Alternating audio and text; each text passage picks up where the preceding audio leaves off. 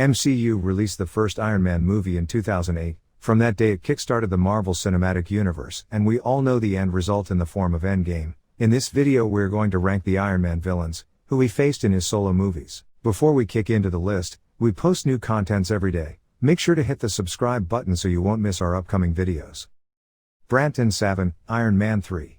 Aldrich Killian turned out to be the A-list bad guy in Iron Man 3, with Brandt and Savin shaping up as little more than B-list versions with the same power set. And they both attack Tony Stark throughout the film, but neither is a match for Iron Man, even when he doesn't have his suit. Brandt is best known for jumping Stark in a dive bar, where he outmaneuvered her and managed to blow her up with a gas leak. Savin hung around a little longer, even stealing the Iron Patriot armor at one point, but he was still outsmarted by Iron Man and defeated with an energy blast. Justin Hammer, Iron Man 2. Credit Sam Rockwell's unending charisma for Justin Hammer not showing up at the very bottom of this list, or even further down, if we could find a way to put him there. As far as credible villains are concerned, Justin Hammer is an absolute joke. He runs an arms manufacturer that's a rival to Stark Industries, except literally everything Hammer builds falls apart. The first version of the War Machine armor is basically a bare-bones Iron Man suit outfitted with a ton of Hammer weapons, which works about as well as gluing and duct taping accessories to a car. In Iron Man 2, Hammer cuts a deal with Ivan Vanko that lands him in jail, and that's pretty much the last we see of him until the Marvel one-shot All Hail the King, in which Hammer gets a brief cameo in prison. Whiplash, Iron Man 2.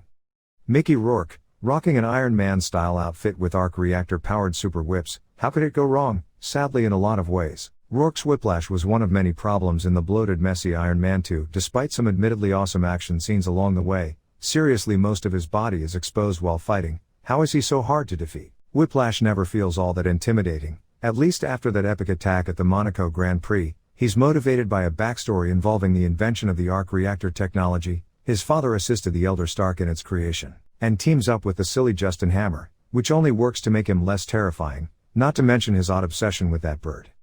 Rasa, Iron Man. When Obadiah Stane decides to take out Tony Stark while Stark's on an overseas tour, he contracts with the terrorist organization the Ten Rings led by Farhan Tahir's Rasa to make it happen. Rasa keeps Stark captive and proves to be an intimidating villain, at least until Stark secretly builds his first version of the Iron Man suit and manages to make short work of Rasa's soldiers. Rasa was savvy enough to survive, even if his face did get burned in the process, and he tracked down stray bits of Stark's armor and tried to cut another deal with Stane. The only problem is Stane was a bit more tech-savvy than Rasa, and used a sonic taser to paralyze him and kill his men. Despite his unceremonious ending, Rasa is still technically the first villain we met in the Marvel Cinematic Universe, and a throwback to the simple days of regular old terrorists in the MCU. The Mandarin, Iron Man 3. Ben Kingsley's character in Iron Man 3 wasn't actually the real Mandarin, and the All Hail the King one-shot short suggested the bona fide bad guy could still be out there, waiting to make his move, but that fake Mandarin still gave us the chills, at least until it was revealed that he's really just an out-of-work actor named Trevor Slattery who can barely be trusted with a six-pack of beer, much less a gun. Kingsley embodied much of the look and feel of what comics fans expected to see from the Mandarin, and his haunting delivery of lines like "You'll never see me coming" is a masterstroke in fear. It loses some luster by the end, but the Mandarin presented in the front half of that film is one of the scariest baddies in the Marvel Cinematic Universe. It might have all been a ruse, but it was effective. Aldrich Killian, Iron Man 3.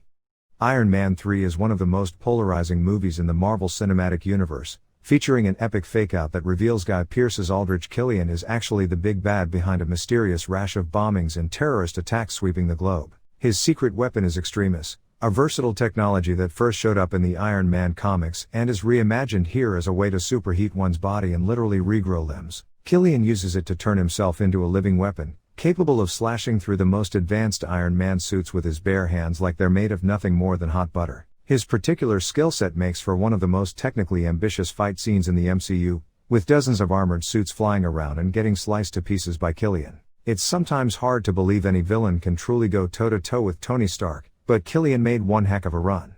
Obadiah Stane aka Ironmonger, Iron Man. You have to respect where it all began, and Jeff Bridges' Obadiah Stane aka Ironmonger set the tone for the villains of the MCU in the first Iron Man film. Bridges' Stane is positively slimy, betraying Tony Stark and actually setting his entire hero's journey in action, so really we can thank Stane for the entire Marvel Cinematic Universe. When his assassination attempt on Stark in the desert failed, Stane eventually donned the massive Ironmonger suit to try and finish the job himself. A lot has changed since Ironmonger stalked the skies, But his final fight with Iron Man had a brutal, messy feel, that really let you feel the hate Stain had for Stark, and it still resonates, even in a world with heavy hitters like Thanos prowling around. Thanks for watching. Here we end our list. Make sure to comment your favorite Iron Man villain. Check our other contents too, until we see you again.